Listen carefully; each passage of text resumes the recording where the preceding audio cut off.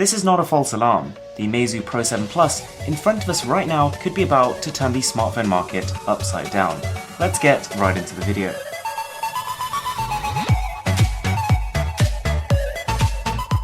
So this is a very special phone for quite a few different reasons. It actually has a secondary display on its rear, and when I show you what this allows you to do, you'll be truly amazed. It is also one of the most powerful smartphones around, being the first phone in the world to have the 10-core, 10nm Helio X30 and sporting 6GB of RAM. So in terms of the box itself, this has to be one of the most beautifully packaged smartphones we've ever seen. We've got a matte finish polycarbonate on the bottom, a glossy Meizu logo, and then the top has got this beautiful glossy finish as well. And the contrast really works here. We've got Pro 7 Plus, and then Meizu design written right at the top.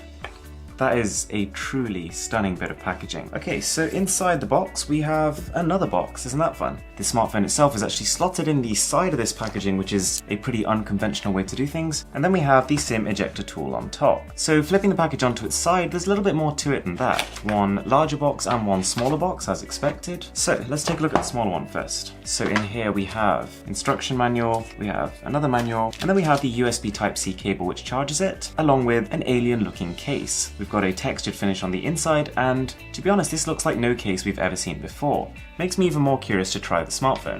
Okay, so what do we have in the larger box? So a charging adapter, pretty chunky one as well. This definitely has some nice weight to it. And right at the top we have nothing.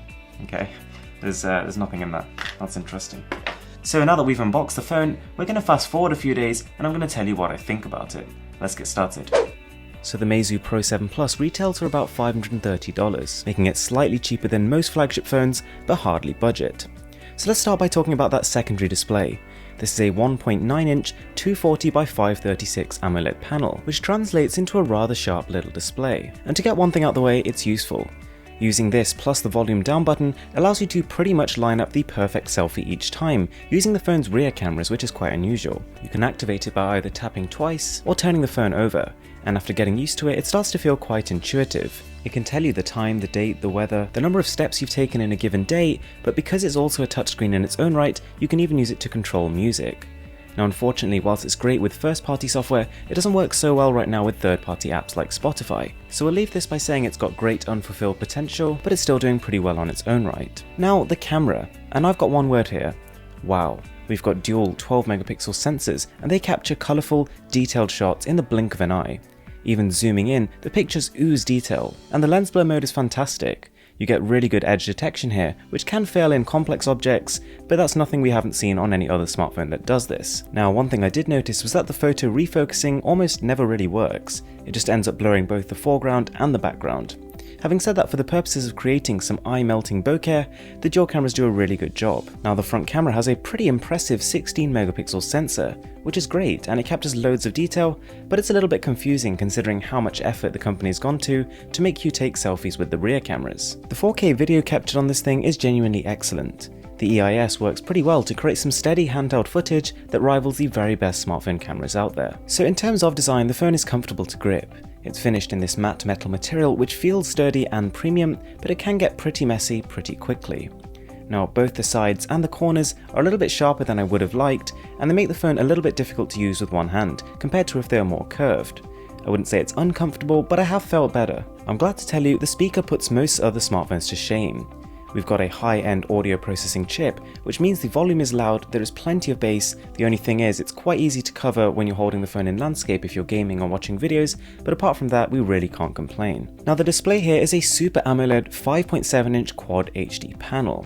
It's bright enough to be viewed outdoors and has some pretty great viewing angles too. We've got some pretty chunky top and bottom bezels, but at least the sides have been trimmed down quite a bit. Now as you expect from this kind of display, colours really pop and the contrast is really good. So let's talk about this shiny new Helio X30. Now MediaTek claims this is about 30% faster than its last generation X20, and they pretty much hit the nail on the head there. So backed up by 6GB of the fastest mobile RAM available, we get an Antutu score of just under 120,000. Now that is hardly breaking any records and puts it on par with smartphones running last year's Snapdragon 820. which is good, considering this is a cheaper flagship than most, but at the same time, it really could be better. Having said that, the UI feels fast, it flies under your fingers, and Meizu has implemented some clever ways to make it even faster. For example, the home button actually doubles as a back button. Pressing it in can turn the screen off as well as turning it on, and we can actually use swipe gestures to initiate multitasking, which works pretty well. With a capacity of 3500 mAh, the battery should be good, but it ends up being about bang on average, and I'm willing to guess that a good part of this is due to that secondary display. Whilst it might become more optimized as future updates roll out, as it stands, you end up getting just over a day of moderate usage. So that's the Meizu Pro 7 Plus, one of the biggest smartphone surprises of this entire year. The second screen shows great promise, the dual camera is among the very best, and the audio quality is completely stellar. It's not packing quite the most powerful internals, but with most aspects of the phone, you'll be having too much fun to care. Thanks a lot for watching, I'm Mr. Who's the Boss, and I'll see you guys in the next one.